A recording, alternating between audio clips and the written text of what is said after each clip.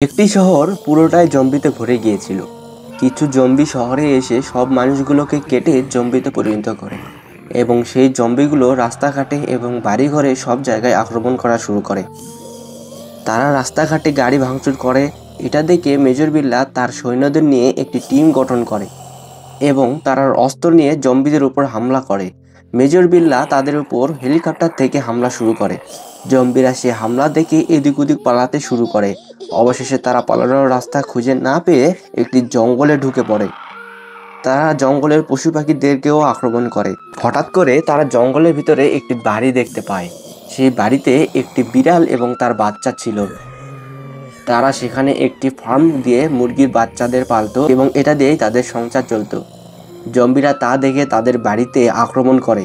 তারা সব মুরগিগুলোকে মেরে ফেলে। বিড়ালটি তখন একবারে একা হয়ে গিয়েছিল, কারণ তার কেউ ছিল না। তাই মেজর বিল্লা তাকে তার সাথে করে নিয়ে যায়।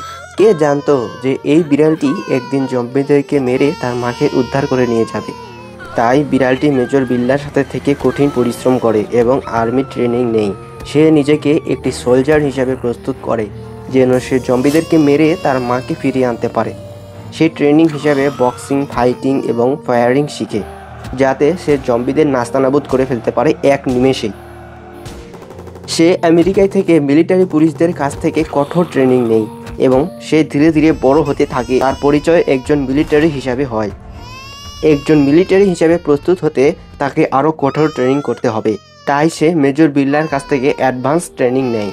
অবশেষে সে একজন মিলিটারি অফিসার হিসাবে প্রস্তুত হয়ে যায়। পুরোপুরি আর্মি হওয়ার পর মেয়েটি তার মাকে ফিরিয়ে আনার কথা চিন্তা করতে থাকে। সে একটি পুরো টিম নিয়ে তার মাকে উদ্ধারের জন্য হেলিকপ্টার দিয়ে রওনা হয়।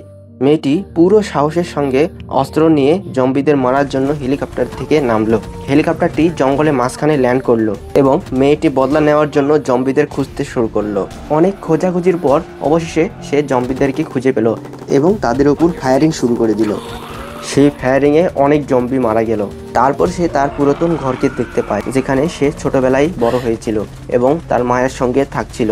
তারপরে সে ঘরের ভিতরে প্রবেশ করে, কিন্তু অনেক জম্বিরা তাকে বাধা দেয়। তারপরেও সে কোনো মতে ঘরের ভিতরে প্রবেশ করে এবং তার মাকে খুঁজতে থাকে।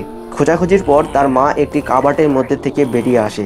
সে তার মাকে পুরোপুরি জম্বি হিসাবে দেখতে পায় এবং তার মা তাকে চিনতে পারছিল না, কিন্তু মেয়েটি তার মাকে ঠিকই চিনেছিল। সে তার পুরনো একটি ছোটবেলার ছবিতে তার মাকে বোঝানোর চেষ্টা করছিল।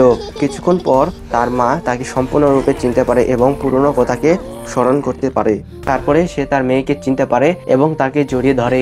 হঠাৎ করে পিছন থেকে একদল জম্বি তাদের উপর আক্রমণ শুরু করে এবং তারা জীবন বাঁচাতে দৌড়ানো শুরু করে। দৌড়াতে দৌড়াতে তারা হেলিকপ্টারের কাছে পৌঁছে যায়।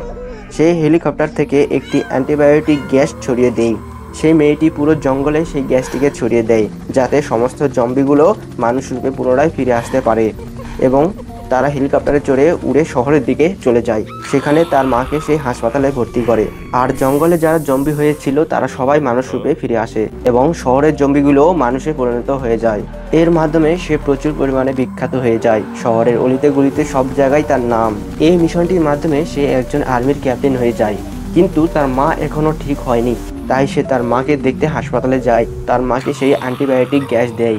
সেই গ্যাসের ফলে তার মা পুনরায় আগের রূপে ফিরে আসে এবং দুইজনে খুব খুশি হয়ে পরবর্তী জীবনযাপন শুরু করতে থাকে।